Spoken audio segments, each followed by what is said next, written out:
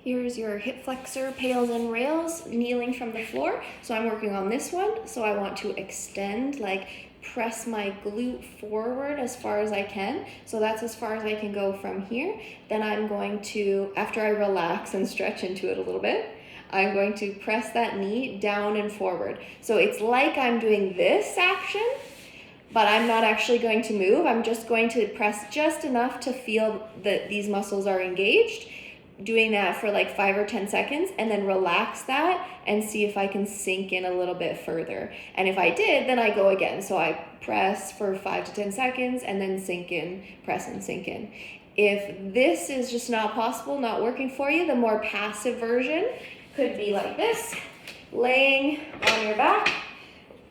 This leg falls down off the bench or off the bed, wherever you are.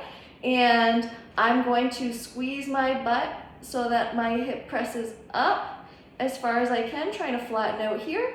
And I can use my hand on my thigh here while I press my leg. So it's like I'm doing this action, but without actually moving the leg, just like when I was on the floor. So my hand's in the way to stop me.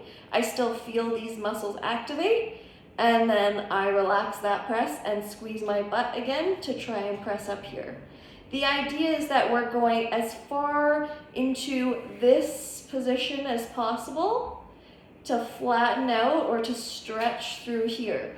So both variations, whether they're the kneeling variation or the laying variation, we're just trying to get more space through the front of the hip so that it feels more relaxed. It feels like when I bend at the hip that this bone is able to shift backwards in the joint when I'm doing like a squat or a deadlift.